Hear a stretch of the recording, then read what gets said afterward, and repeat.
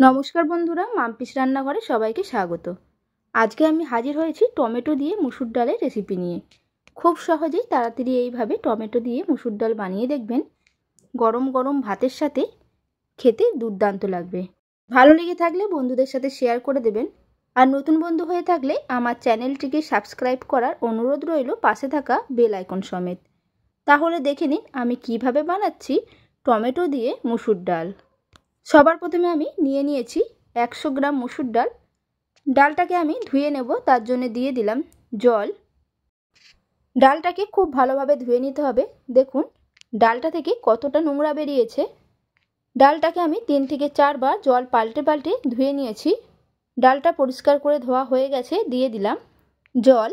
আমি এখানে 1 বাটি জল দিয়ে দিয়েছি।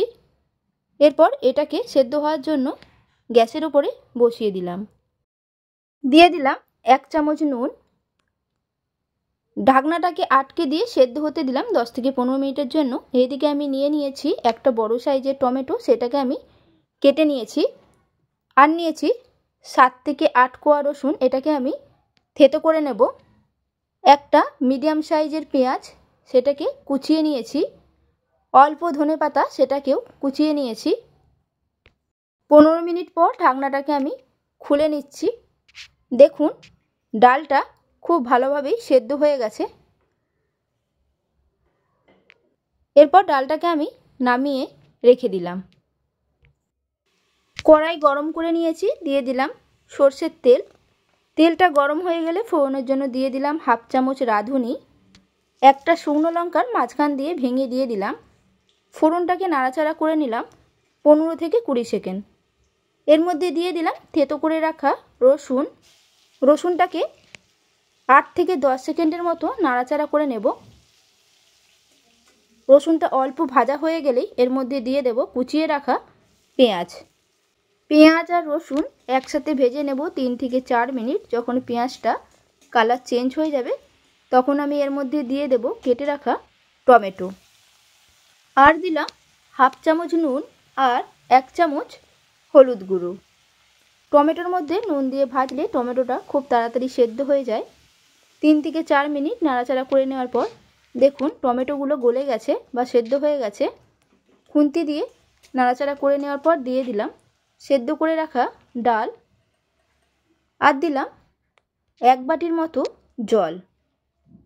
দিয়ে দিলাম 2টো কাঁচা লঙ্কা, সেগুলোকে মাঝখান দিয়ে ভেঙে দিয়েছি। 1/2 চামচ চিনি দিলাম। চিনি দিলে ডালের স্বাদ ভালো হয়, আপনারা যদি না দিতে চান তাহলে দেবেন না। মিশিয়ে নিয়ে ঢাকনাটাকে আটকে দিয়ে হতে দেব 5 মিনিটের মতো। 5 মিনিট পর ঢাকনাটাকে আমি খুলে নিচ্ছি। দেখুন ডালটা খুব ভালোভাবেই ফুটে উঠেছে। ডালটাকে নাড়াচাড়া করে নিলাম। দিয়ে দিলাম বেশ কিছুটা কুচানো ধনেপাতা। এই ডালের মধ্যে ধনেপাতা দিয়ে একবার করে দেখবেন, খেতে ভীষণ ভালো লাগবে। মিশিয়ে নিয়ে 2 মিনিটের মতো আমি ডালটাকে ফুটিয়ে নেব। গ্যাসটা বন্ধ করে দিলাম। রেডি হয়ে গেল আমার আজকের রেসিপি টমেটো দিয়ে মুসুর ডাল। এইভাবে বাড়িতে একবার বানিয়ে দেখবেন। রেসিপিটি আপনাদের কাছে কেমন লাগলো অবশ্যই কমেন্টে জানাবেন। যদি ভালো লেগে থাকে একটা লাইক করে দেবেন, বন্ধুদের সাথে শেয়ার করে দেবেন। আর নতুন বন্ধু হয়ে থাকলে আমার চ্যানেলটিকে সাবস্ক্রাইব করার অনুরোধ রইল, পাশে থাকা বেল আইকন সমেত।